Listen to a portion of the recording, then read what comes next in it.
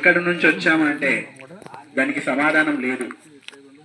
ఈ లోకాన్ని విడిచిపెట్టిన తర్వాత మనిషి ఎక్కడికి వెళుతున్నాడంటే కూడా దానికి సమాధానం లేదండి. ఎందుకంటే ఇవి మానవ పుస్తకాలలో శాస్త్రాలలో లేని మరి విషయాలు, ప్రశ్నలండి. మరి నిజంగా మనిషి వెళ్ళిపోవటం నిజమేనా అంటే నిజమే, పచ్చి నిజమే. అది ప్రతి మనిషి ఏదో ఒక రోజు ఈ లోకాన్ని విడిచిపెట్టి వెళ్ళిపోతాడు, పచ్చి నిజమే. వెళ్ళిపోయేది నీవు నేనే. కానీ ఎక్కడికి వెళుతున్నానన్న విషయం మనం ఆలోచించడం అవసరం లేదనుకుంటాం. ఒక ఊరు నుంచి మరొక ఊరికి మనం ప్రయాణం చేసే ముందు ఎలా వెళ్ళాలి, ఎన్ని గంటలకు వెళ్ళాలి, ఆ టైంకి మనం చేరాలంటే ఇక్కడ ఎంత ముందు మనం బయలుదేరాలని ఎన్నో విషయాలను ముందుగానే జాగ్రత్త పడి ప్రణాళిక వేసుకుంటామే. మరి మనము కూడా ఈ లోకాన్ని విడిచిపెట్టి వెళ్ళిపోతున్నాం అంటే అవసరం లేదనుకున్నారండి. నిజంగా మనిషి మరణం తర్వాత వెళ్ళవలసింది మనమే గనక ఎక్కడికి వెళ్ళిపోతున్నాం అనే విషయం మనం తెలుసుకోవాలి. నిజంగా మనిషి పుట్టుక పేరుతో ఎక్కడి నుంచి వచ్చాడు అని అంటే తల్లి గర్భంలో నుంచి వచ్చాము అని అనుకుంటున్నారండి. నిజమే, అది కూడా వాస్తవమే.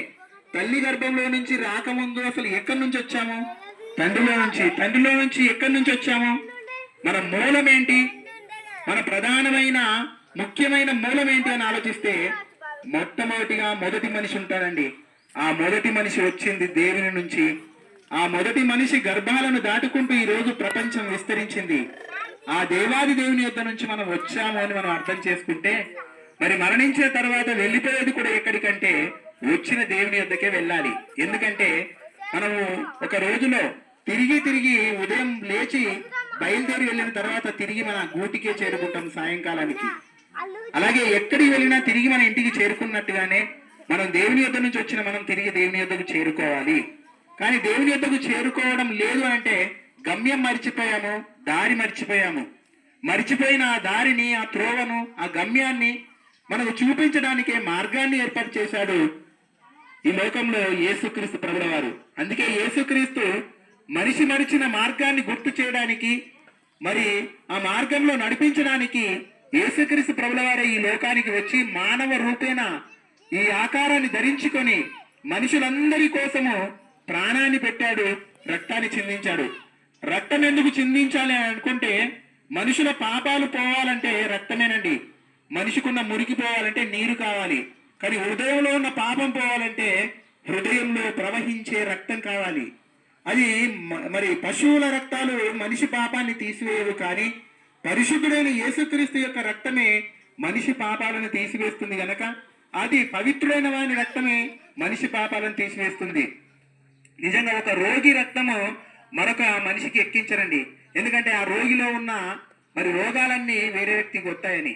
మరి ఒక ఆరోగ్యవంతుడైన రక్తమే మరో మనిషికి ఎక్కిస్తారు.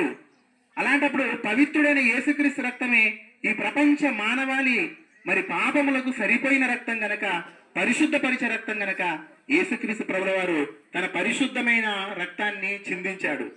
మనల్ని పరలోకానికి చేర్చడానికి తను ప్రాణం పెట్టాడు. మనల్ని శిక్ష తప్పించడానికి తను శిక్ష భరించాడు, శిలువ శిక్షను.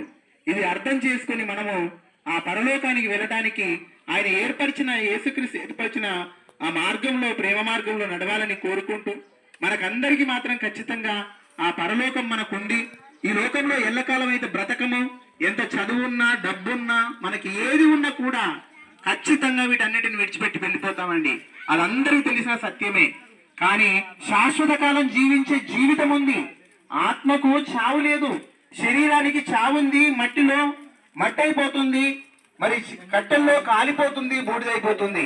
కానీ ఈ శరీరాన్ని ఇంతకాలం నడిపించిన, సజీవంగా నడిపించిన శక్తిగా, ఆత్మగా నీకు మాత్రము చావు లేదు, నీకు నాకు చావు లేదు, ఎల్లకాలం బ్రతికే అవకాశం ఉందని మరి ఇంత గొప్ప మరి సత్యాన్ని మనుషులకు తెలియదు గనకనే పరలోకం నుండి, దైవలోకం నుండి, స్వర్గలోకం నుండి ఆయన భూలోకానికి రావాల్సిన అవసరం ఉన్నదండి.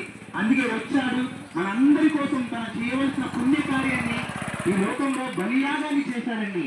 కాబట్టి మనందరికి మరణం తర్వాత ఉండబోయే ఆ పరిశుద్ధమైన లోకం, నిత్యము జీవించే అవకాశం యేసుక్రీస్తు ఏర్పరిచిన మరి ఆ మార్గంలో ఉంది గనక క్రీస్తును సురక్షకునిగా స్వీకరించి మరి మరణించక ముందుకే మంచి నిర్ణయం తీసుకుంటారని మీరందరికీ విజ్ఞప్తి చేస్తున్నాను. మరోసారి అందరికీ క్రిస్మస్ శుభాకాంక్షలు తెలియజేస్తున్నాను. Happy Christmas. Merry merry Christmas.